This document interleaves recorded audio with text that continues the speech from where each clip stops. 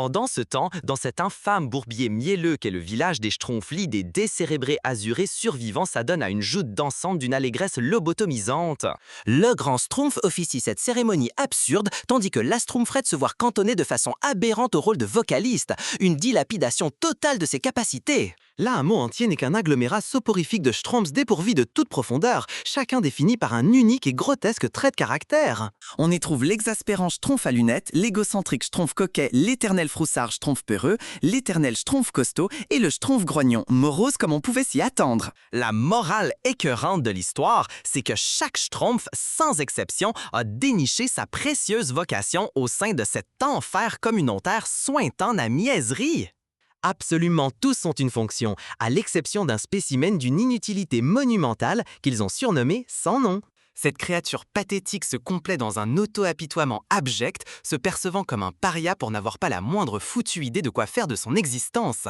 Et se met donc à geindre auprès du grand Schtroumpf, chouinant que chacun possède une identité propre, tandis que la sienne reste un néant. Le grand Schtroumpf lui sert des platitudes moralisatrices parfaitement stériles, et la Schtroumpfette, d'une patience divine, essaye de le réconforter avec des banalités insipides sur l'importance de se trouver. Il est alors révélé que cet individu gauche a déjà échoué de façon pitoyable dans 10 248 entreprises distinctes dans sa quête d'un but. Seules deux options dérisoires demeurent sur sa liste interminable de fiascos, la cordonnerie et le projet grotesque de travailler avec des requins. Son incursion dans la cordonnerie s'achève, comme n'importe qui l'aurait prédit, par un désastre spectaculaire et absolu. Le poste avec les requins par une cruelle ironie du sort est déjà pris. Complètement anéanti et se vautrant dans sa propre futilité, Sans Nom s'isole pour bouder en solo, tel le personnage mélodramatique qu'il est.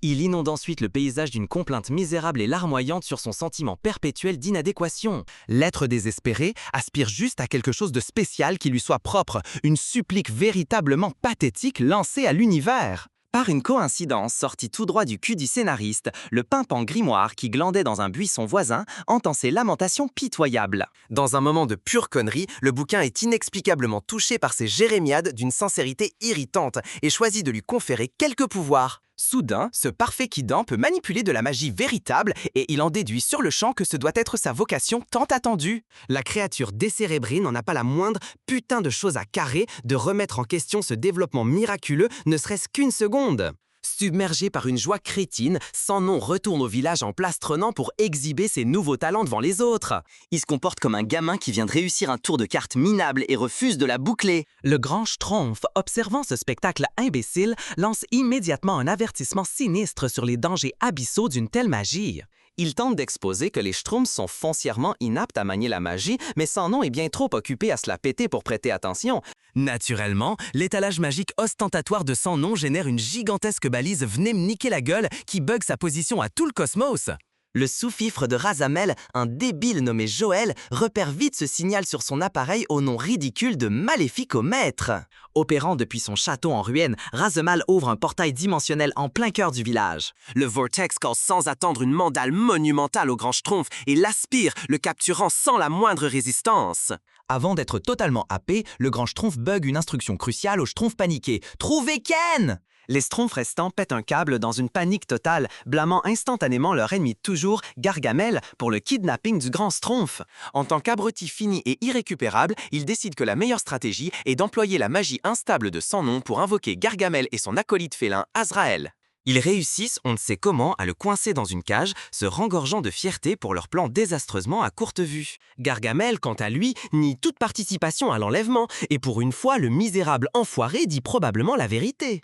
À cet instant précis, une enveloppe énigmatique se matérialise, renfermant un gramophone et un disque vinyle. Et en jouant ce putain de disque, le gramophone se métamorphose en une autre brèche dimensionnelle. Ce nouveau Maelstrom attrape sans ménagement la compétence Schtroumpfette et toute une putain de bagnole de clowns remplie de mâles inutiles. Sans Nom, le Schtroumpf à lunettes, le Schtroumpf costaud, le Schtroumpf peureux et le Schtroumpf coquet. Le groupe entier est catapulté sans cérémonie à Paris, échoué dans le monde profondément navrant des humains. Simultanément, Razamel affronte une réunion avec son pathétique bordel monstre d'Alliance des Sorciers Maléfiques. Cette assemblée compte d'authentiques titans de la ville unie comme Chernabog, Asmodeus et Jézébeth qui le considèrent comme une pustule de merde purulente. Leur patience est à bout face au défilé de merde incessant d'échecs de Razamel pour s'emparer de ce foutu livre magique. En plein milieu de cette conférence électrique, le portail de Razamel part encore en couille, important accidentellement Gargamel et Azrael directement dans son antre. C'est là qu'ils découvrent le grand Schtroumpf emprisonné et totalement désemparé à l'intérieur d'un humiliant bocal à pisse. De retour à Paris, les Schtroumpfs perdus s'agitent piteusement jusqu'à ce qu'ils croisent un autre contingent de leur propre espèce. Il s'avère qu'il s'agit de la division parisienne des Schtroumpfs de la surveillance internationale de voisinage, une dénomination d'une lourdeur bureaucratique affligeante.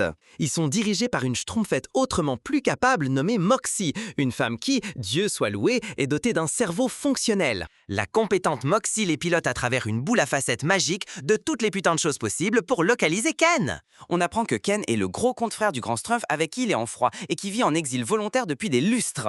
Il a rompu les liens avec le grand Schtroumpf à cause d'une connerie soi-disant tragique impliquant leur ami commun Ron. Ken se conduit d'abord comme un parfait enfoiré, refusant d'assister l'héroïque Schtroumpfette et sa clique de bras cassés dans leur quête de sauvetage désespérée. Il cède de façon prévisible et consent à aider à secourir son frère, une décision manifestement dictée par les impératifs du scénario. Puis l'histoire nous balance un énorme pavé de merde d'exposition, avec sa révélation fracassante, les Schtroumpfs seraient les descendants d'antiques gardiens. Leur lignée tout entière était soi-disant tenue par le serment de protéger les 4 grimoires magiques de la susdite alliance des sorciers maléfiques. Ce fragment crucial de l'histoire avait un détail que le grand Schtroumpf avait commodément choisi de ne putain de partager avec personne dans son village d'abrutis surprotégés.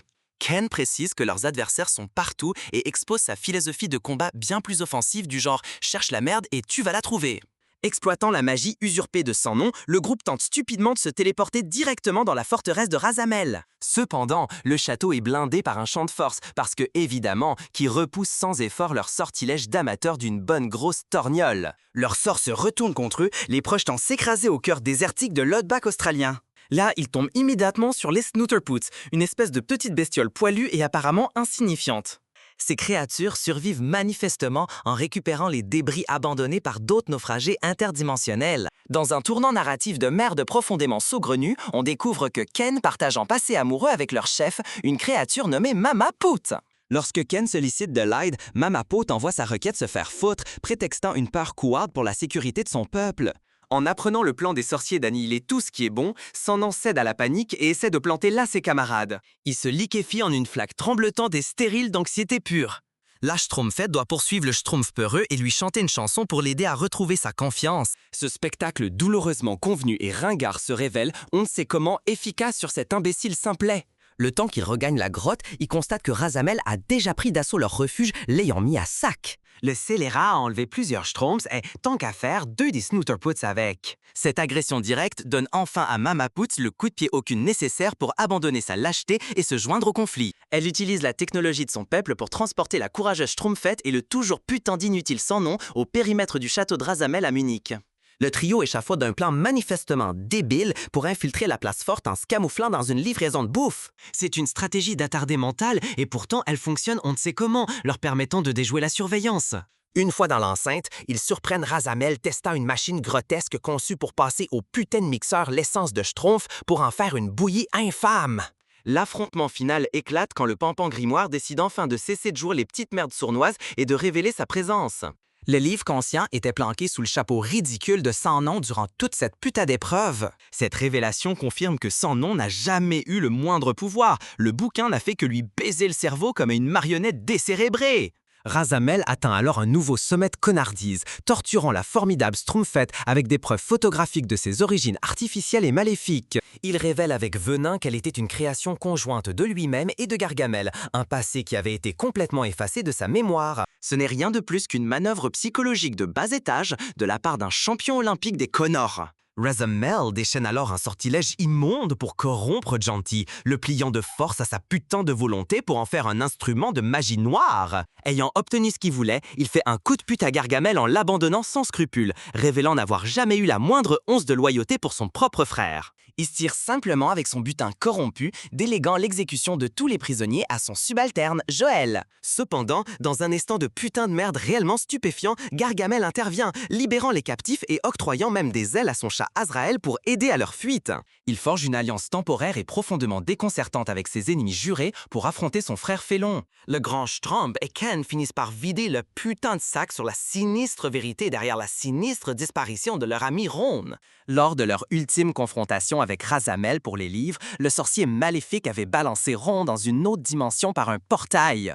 Ils n'ont jamais revu leur ami, et cette perte accablante a poussé le grand Schtroumpf à fonder son village caché comme une planque de lâche pour fuir la réalité. Le grand Schtroumpf livre alors un discours mobilisateur à l'équipage hétéroclite de Schtroumpf, de Snooterpoots et même à Gargamel sur la force du travail d'équipe.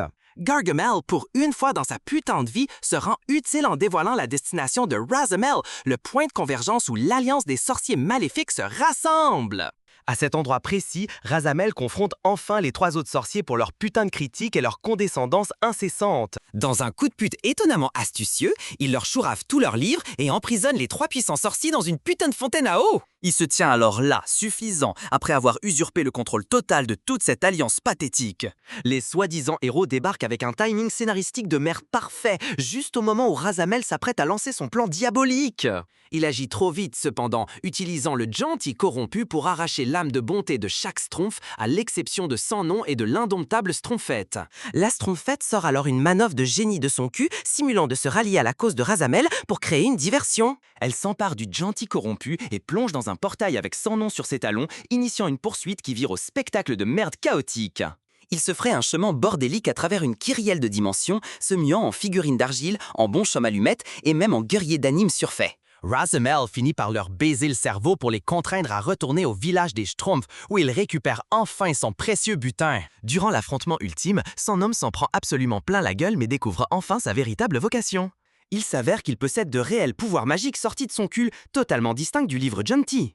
Il manie ses nouveaux talents pour régénérer ses camarades et mener l'assaut contre l'infâme Razamel. Dans le tumulte de la bataille, les autres sorciers maléfiques, toujours piteusement coincés dans leur prison de fontaine à eau, sont expédiés sans cérémonie dans une autre dimension. Razamel lui-même est projeté à travers une porte dimensionnelle et Gargamel observe glacialement les appels à l'aide de son frère, refusant de lever le petit doigt. Dans un moment de retrouvailles d'une mièvrerie à gerber, Ron réapparaît soudain de la même porte dimensionnelle, miraculeusement indemne. Le malheureux bougre a visiblement été enfermé dans la 10e dimension pendant plus d'un siècle, gardé par d'authentiques dragons. Le conflit étant réglé, le grand Schtroumpf baptise officiellement Sans Nom Schtroumpf magique, lui accordant enfin la reconnaissance qu'il convoitait tant. L'histoire s'achève avec les Schtroumpfs, les Snooterpoots et le fraîchement ressuscité Ron retournant chez eux pour une autre fête dansante décérébrée. Il semble que, peu importe les drames cosmiques qu'ils subissent, ces demeurés à la peau bleue trouveront toujours un prétexte pour danser sans réfléchir.